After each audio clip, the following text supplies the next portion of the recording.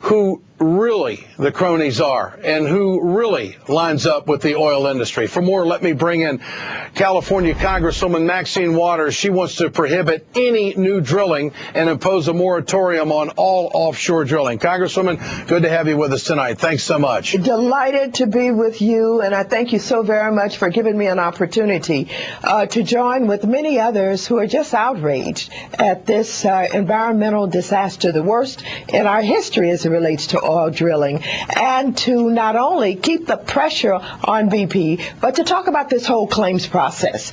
I was down there and I talked with the small oyster fishermen, and I don't want them to have to jump through all kind of hoops in order to be paid. The first thing they did with these claims was they tried to make them settlements, and of course we had some smart pro bono lawyers down there who changed that and wouldn't allow them to sign anything that looked like a settlement. We forced them to bring the claims office closer to these small fishermen, and we've got to make sure that they don't give them so many hoops to jump through in order to get a claim resolved that they never get anything. So we want the federal government to do some oversight on that also.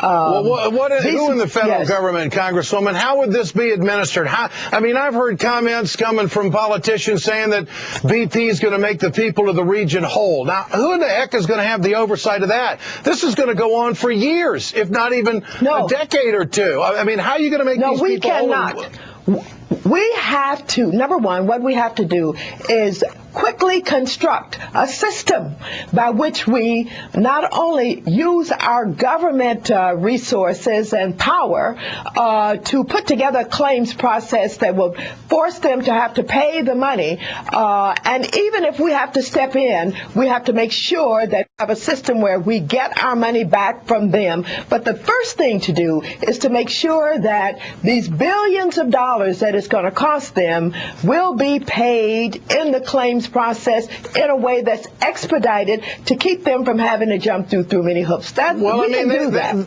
Okay, so you can order a multinational corporation via legislation for them to write checks? This is going to be interesting, and I'm all for it. Sure we can. Okay. Well, it didn't happen with the Exxon Valdez. That was as a matter of fact, what the damage was.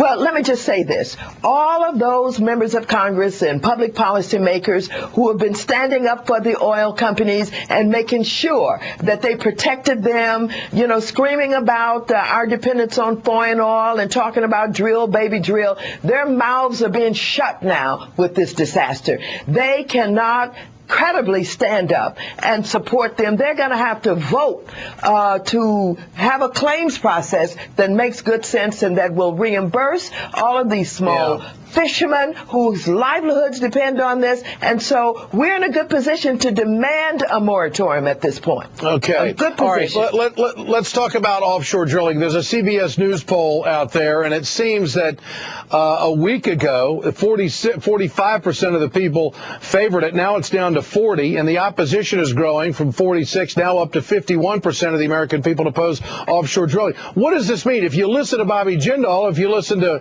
Melanson, the congressman from down there, and also Haley Barbour, he doesn't even think there's a spill going on down there. You listen to some of these Republicans and some Democrats, and they want to continue to drill. Exactly what do you want to do now that public opinion is on your side? We want the moratorium. Listen, let me tell you, these people that you're referring to, they're late in catching up with what the public is saying. I was at a senior citizens meeting where I went to talk about Medicare. The senior said, we want to talk about this oil spill. And they said, we don't want the citizens to have to pay for it. We want BP to have to pay for it. And so they want us to set up a process where we can force BP to pay for it. These people will probably end up making about $27 billion this year. What we have to be careful about is they're going to set aside amount, to pay dividends and all of that. But we can't let them come back to us and say, we run out of money. No, we can't allow that to happen. Congresswoman Waters, great to have you with us tonight. Thanks for keeping up.